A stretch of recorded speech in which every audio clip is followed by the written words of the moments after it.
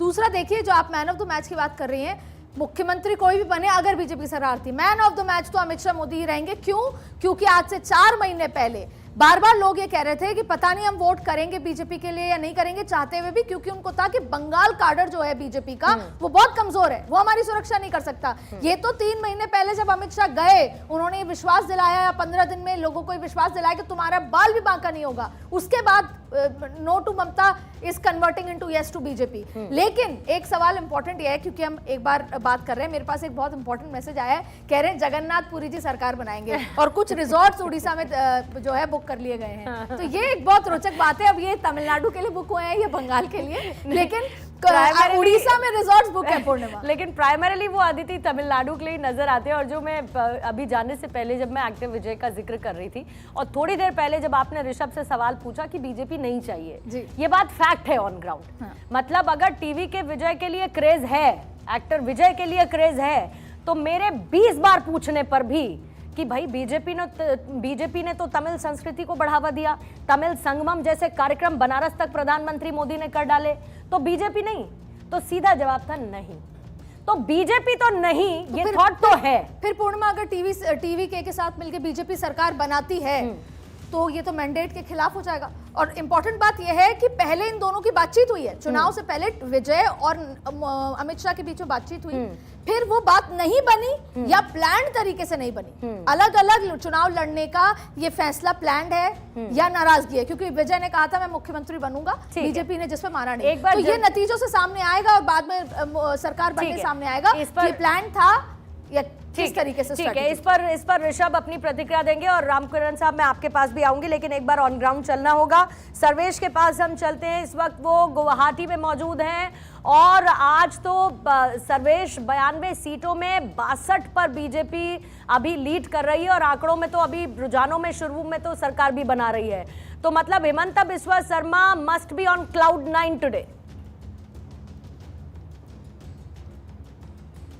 बिल्कुल पूर्णिमा, देखिए हेमंता बिस्वा शर्मा के लोग भी काफ़ी उत्साहित हैं और उनके वोटर भी जिस दिन मतदान था उस दिन वो काफ़ी उत्साहित थे और सीधे यही कह रहे थे कि मामा की सरकार बनेगी और मामा एक बार फिर से परचम लहराने को तैयार है। जिस तरीके के रुझान आ रहे हैं, और अभी मेरी मौजूदगी उस जगह पे है जहां झालुकवाड़ी जो विधानसभा है, जहां से हेमंता बिस्वा शर्मा खुद चुनाव मैदान में थे, उसकी भी काउंटिंग इसी सेंटर पे चल रही है और उसी सेंटर पे मेरी मौजूदगी है। तो यहाँ पे हमने थोड़ी देर पहले 2 कैंडिडेट से बात की थी। एक बीजेपी कैंडिडेट थे विजय गुप्ता और एक शांतनु बोरा थे कांग्रेस के कैंडिडेट, उनसे ही बात की थी।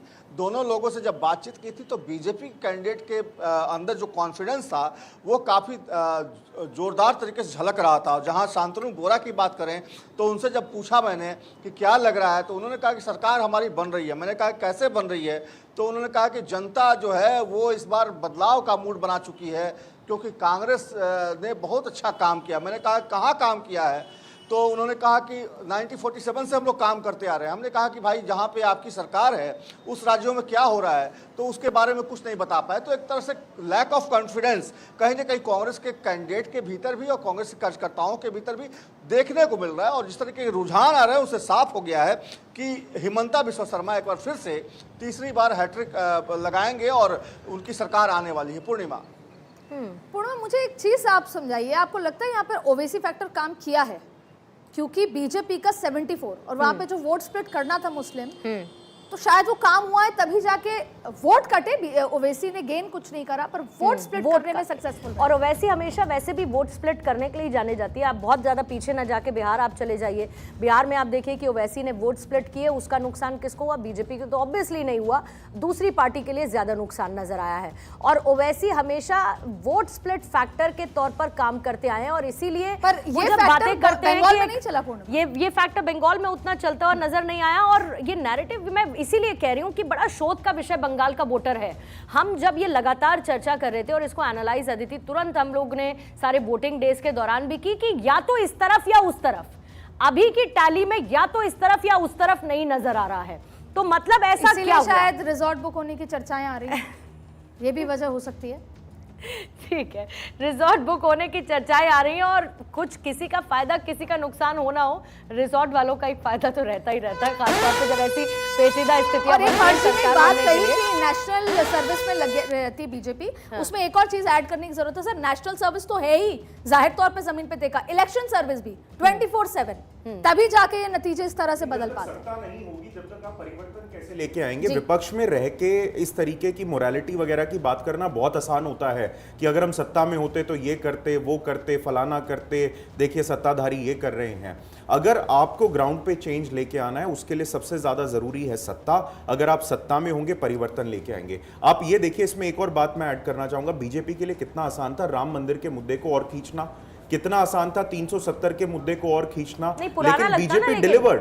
पुराना लगता ना, उसके तो नतीजे मिल गए ना उन्हें। नहीं, बहुत सारी पार्टीज हैं जो बड़े लंबे लंबे नहीं तो किया ना उन्होंने, घुसपैठियों का मुद्दा उठाया, सीएए की बात की उन्होंने यूनिफॉर्म सिविल कोड की बात की, उन्होंने कहा हम यूसीसी को लागू करेंगे, हम सीए लेकर आएंगे, हम घुसपैठियों को बाहर निकालेंगे, हम बॉर्डर बिल्डअप करेंगे, स्ट्रांग बनाएंगे। थर्ड टर्म में सब तस्वीरें, होगा। इनफैक्ट हर्ष कुछ तस्वीरें देखी जहां पर बताया जा रहा है बीजेपी की तरफ से, देखिए ये तो बांग्लादेशी रोहिंग्या हैं और इनके पास आधार कार्ड भी है, सबको बाहर निकाल देंगे, सबको बाहर निकाल देंगे। 101% ये ग्राउंड पे इंप्लीमेंटेशन होगी, 101% घुसपैठियों को निकाला जाएगा, क्योंकि देखिए वोटर्स ने भी सबसे बड़ा मुद्दा वो रहा, उसी के बेसिस पे वोट करी है।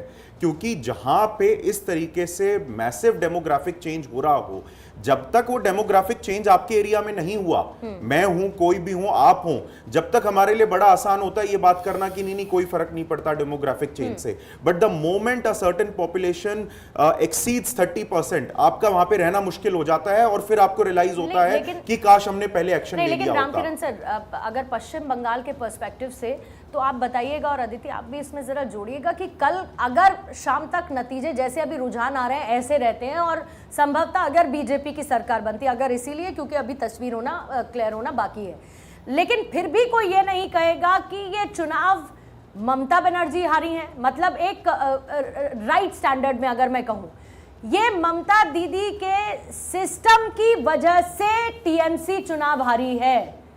क्यों कौशिक साहब, उस दिन ये इस बात को लेकर चर्चा कर रहे थे, सिस्टम मतलब ये चर्चा ऑफ द रिकॉर्ड चली है कि ममता बनर्जी को कोई आज ये नहीं कह सकता कि जितने भी करप्शन के आरोप बीजेपी ने लगाए उसमें से ममता बनर्जी ने 1 रुपया कमाया। एक बात ऐड ऑन, फिर रामकृष्ण आप बताइएगा, उड़ीसा में आज भी जो मुख्यमंत्री थे वो आज भी बहुत फेमस है, लेकिन उनके सिस्टम में करप्शन था, उसके बाद बीजेपी ने उनको ढहा दिया।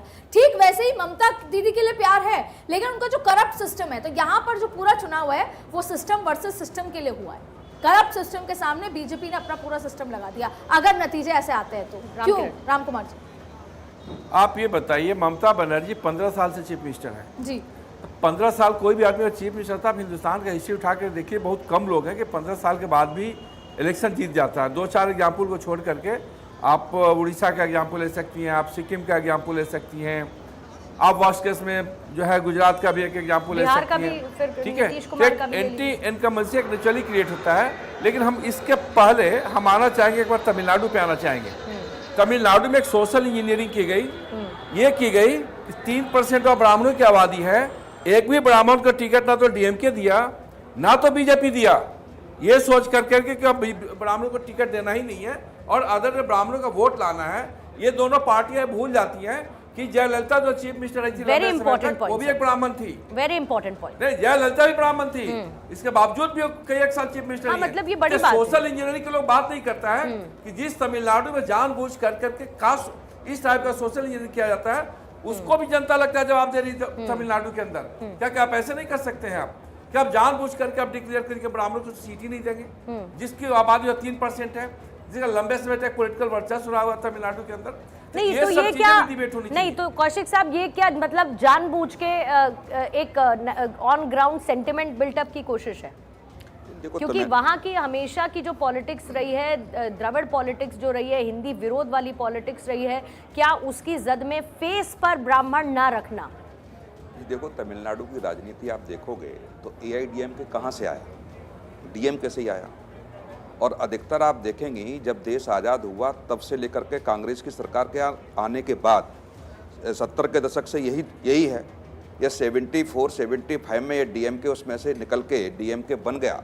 और जो सर बात कर रहे हैं ममता बनर्जी की, तो डीएमके एआईडीएमके के बीच ही सत्ता वहाँ रही है।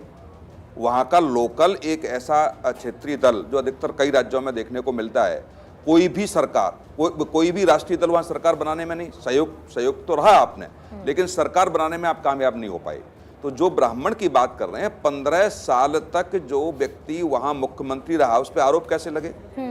भ्रष्टाचार के सबसे बड़े आरोप वहां सर लगे। ममता बनर्जी तो ब्राह्मण है। मैं भ्रष्टाचार का आरोप नहीं है यहाँ, भ्रष्टाचार का आरोप नहीं है। नहीं, ममता बनर्जी तो ब्राह्मण ही है सर। भ्रष्टाचार का आरोप नहीं है। हम तो पार्टी नहीं, तमिलनाडु के मुख्यमंत्री की जो बात कर रहे हैं हम उस समय मीडिया रिपोर्ट्स आप देखिए, 1,000 सैंडल, नहीं साड़ियां, क्या चीजें मीडिया ने उस समय नहीं दिखाई। सर आप उसकी बात नहीं बोल रहे हैं। बीजेपी भी वही काम कर रही है सोशल इंजीनियरिंग के नाम पे कि अपर कास्ट वहां से, जिस अपर कास्ट के नाम पे आपने टिकट नहीं दिया वहां पे, आप एक ब्राह्मण को दे देते। नहीं, ब्राह्मण की मैं बिल्कुल आप सही कह रहे हैं, लेकिन जिस जाति के मुख्यमंत्री को लगातार मुख्यमंत्री रहा और नेतृत्व उसमें रहा, उसकी आप दुर्गति देखिए ना अंतिम समय में क्या रही। जयललिता का अंतिम समय देखिए भ्रष्टाचार, ममता बनर्जी पे एक आरोप भ्रष्टाचार का नहीं है। सर कमल हासन भी पार्टी बनाया था तमिलनाडु में, क्या शुरू हुआ क्या कमल हासन का?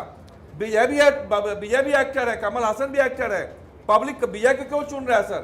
आप लोग इसको एनालाइज कीजिए बीजेपी में बैठ करके। हम ये बोले सोशल इंजीनियरिंग मत क्या कीजिए। अभी सोशल बात बहुत कुछ की, आप डेवलपमेंट की बात कीजिए, आप बहुत सारी बात आपने सर अभी हम आसाम का सुन रहे थे, हम हिंदू कंसोलिडेशन, मुस्लिम कंसोलिडेशन, ये क्या बात है भाई? ये क्यों हिंदू मुस्लिम कर रहे हैं आप? सर, बात बार मैं इसका जवाब दे रहा हूं, मैं इसका जवाब दे रहा हूं। 2014 के बाद ही आपको हिंदू मुस्लिम दिखाई देने लगा। 2014 से पहले हिंदू मुस्लिम नहीं था। 2014 जब विकास के नाम पे थे। नहीं, कहां विकास पे था? 92 देखिए, 4 राज्यों की सरकार चली गई। 4 राज्यों की सरकार कैसे बर्खास्त की? हिंदू मुस्लिम के नाम पे।